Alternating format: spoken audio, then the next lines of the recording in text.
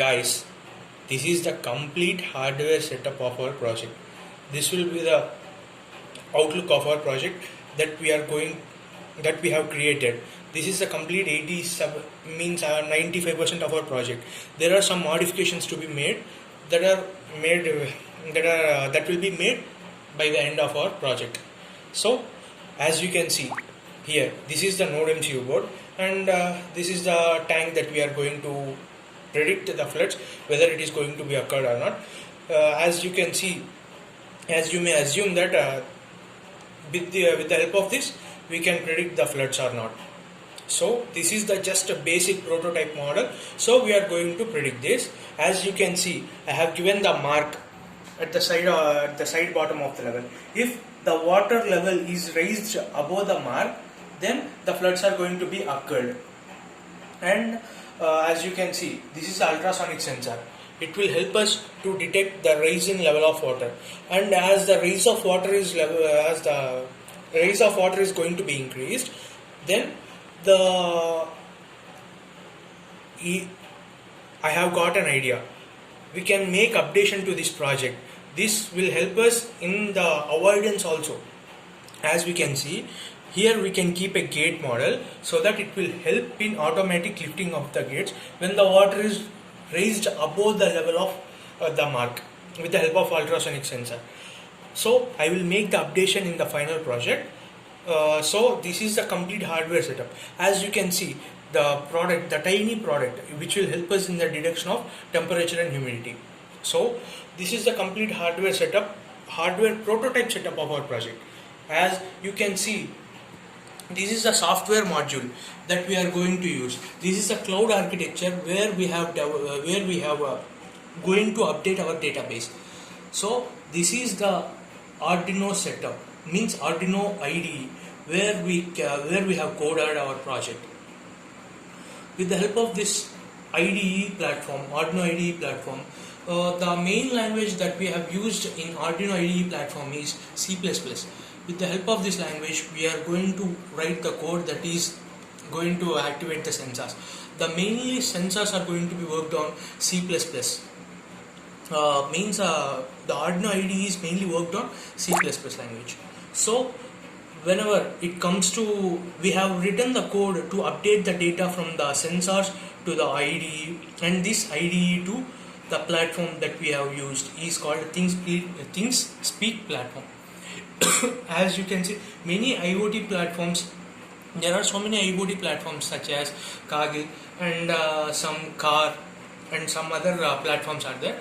In those platforms, ThingSpeak Cloud is one of the platform with 1.5 billion users.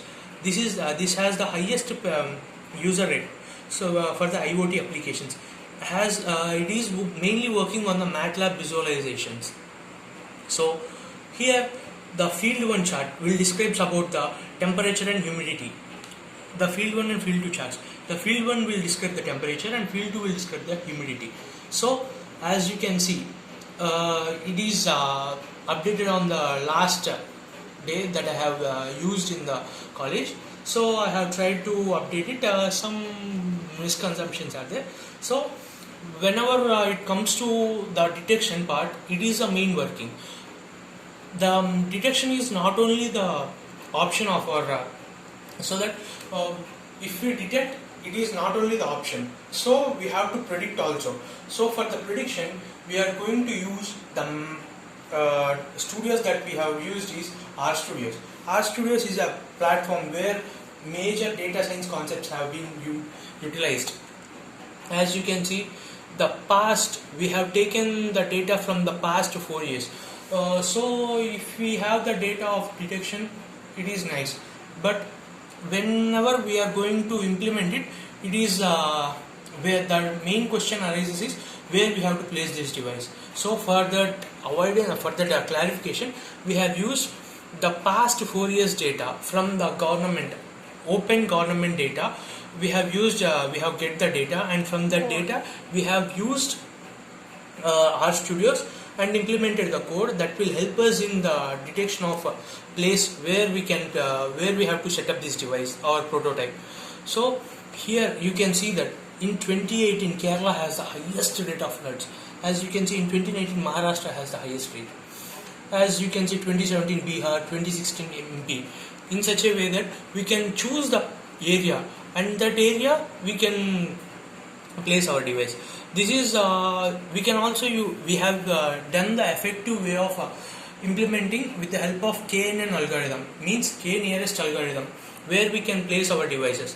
So this is the basic confusion matrix that we have got for the 3 set of data in the past 4 years. This is a confusion matrix. We can create a number of confusions matrix. With the help of that, we can clearly see where the floods have been majorly occurred. So whether the past 4 years data is enough for the placing of devices is not necessary. So we need more number of data. So we have taken the past 50 years of data so that it will be more useful in the detection of floods. So as you can see that this is the past 50 years of data, where we can see the how much effect have been occurred and how many lives, how many cattle has been lost.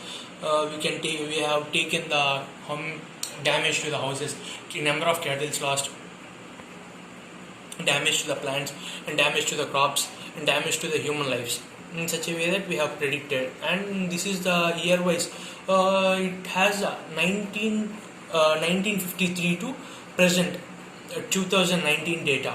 So we have categorized those data into 10 years wise. So we have taken 1960, 1970. In those years, this dot is represented in the place where it is the highest damage rate that has been occurred. This is a KNN algorithm map that we have got, and with the help of this, if we have the sanitation levels, then it will be more added advantage. So we have taken the flood sanitation controls. Sanitation controls are those where we can keep less number of intention towards it and more attraction towards the high risk zone areas. So we have taken that area and we have plotted the same confusion matrix and same KNN algorithm, and we have arrived at the data so that it can be helpful in detection of more floods, means avoidance of floods, and also help in the detection of floods. So this is a complete setup of our project, and thank you.